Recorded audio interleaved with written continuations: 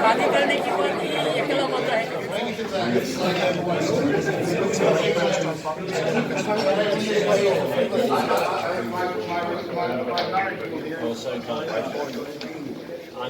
Jay Afson's head was pretty terrible. But you all started off with teachers and you warned me that I could tell myself. And you gave me a sense of what we have to be part of our relationship. So thank you very much for joining me. With such a reputation, I have to tread very carefully.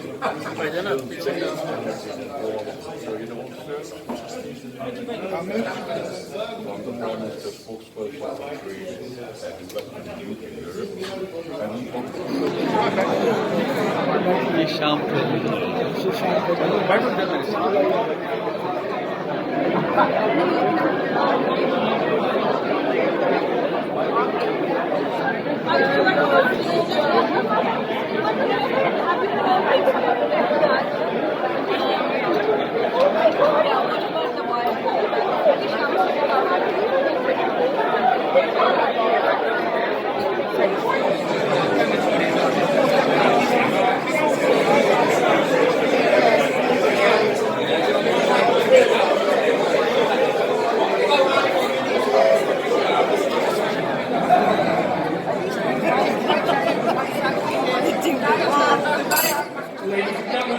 It's a great honor to have the chief guest, the ambassador to Pakistan, the High Commissioner.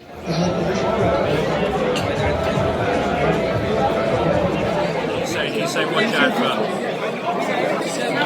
his number.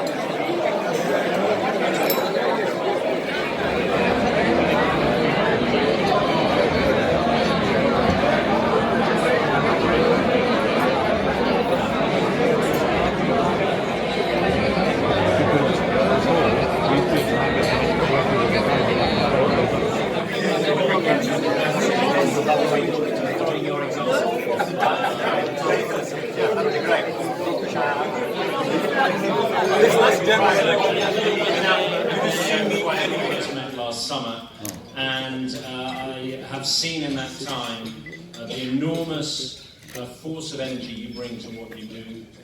Your story tells its own remarkable tale of determination and hard work, and that combined with your humility about what you do, I think all of us in here tonight, your many friends, will feel. So I think it's a very good example of why, as Britain leaves the European Union, we need to be expanding our trading relationships across the world. The Prime Minister, Boris Johnson, has been very clear on his ambition for what he calls global Britain. And my message is that we have a natural advantage in a country like Pakistan with our deep historic ties, the populations that are connected together, a shared language, a shared history, and an exciting future ahead. Okay, so my name is Wasim Chaudhry. I'm from 24 News and 44. And we have seen your work in Pakistan. You are a true friend of Pakistan, as we've seen you speaking in Urdu, going all over in the Pakistan, all villages, and basically you're very friendly, you know. So the question is very small question. The Pakistan government have written the letter to the British Foreign Office regarding the Pakistan former Prime Minister Mia Nawaz Sharif returning Pakistan. So what is your point of view on this? And the second, what do you think, how we can, make more after Brexit relationship with the Pakistan? They have 70 years old friendship, relation Pakistan. On the first question, I do not want to comment on that this evening because we're here to focus on the trading potential in the relationship. On that, I've set out the three areas in my remarks where I think we should be working together. That involves greater work by the British government expanding our effort with DFID, Department of International Trade, and entities like UK Export Finance, but it has to be working hand in glove with friends and partners in the private sector. So there's lots of issues around perception. Tourism Promotion Agency for Pakistan. My job is to advance British interests in Pakistan. And perception alone is not the only challenge the country faces.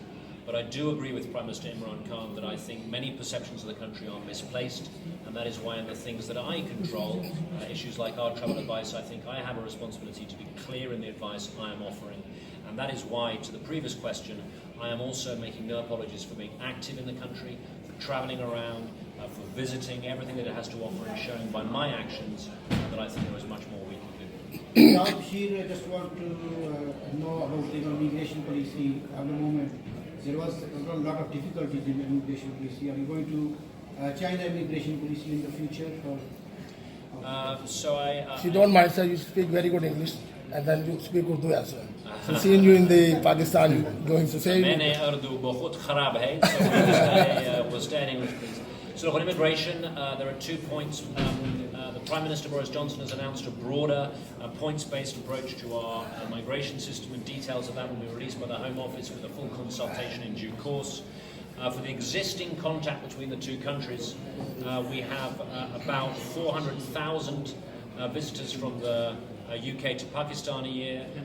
My High Commission issues about 100,000, nearly 100,000 visas in return. So we already have a very strong base of contact between the 2 countries, legitimate travellers, visitors, students, on which we want to build. As well as, is the Birmanian government thinking to participate into CPAC, China Corridor, So the point on CPAC is that it is bringing investment into Pakistan, and in the next phase of CPAC, which the details have yet to be released, but it is about more private sector investment. I see no reason where if the deals are attractive, where it is done to the benefit of Pakistan, UK firms shouldn't be looking to get involved in some of those projects. My name is Farad Kazmi from Sujat. I work on Pakistani to target the Britishers to invest in Pakistan and the Pakistanis to invest in Britain. Is there any specific product, a project, or a specific area of interest you bring with yourself? So I've just set out the 3 areas in which I hope to increase that trade. If you were listening, then you'll see in the press release that those are the details that we are committing to advance here. For specific sectors, we will be announcing in due course those sectors where we really want to be focused.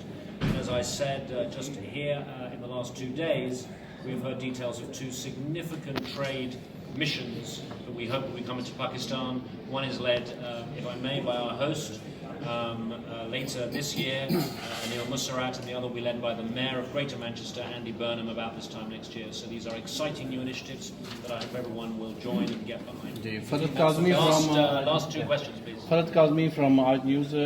My question is similar to the previous one, but it's regarding mostly the people of Azad Kashmir, and especially the Mirpur area, which you can understand that majority of the immigrants are from that area.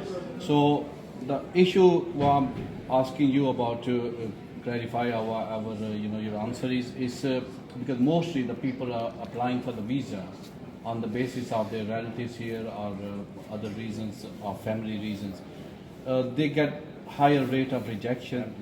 I don't know what the policies about, but they are requesting the right of appeal on the basis of relatives' visits.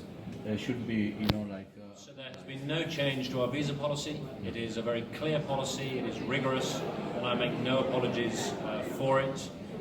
If individuals are unhappy with decisions relating to their cases, they have the right of appeal. That exists already.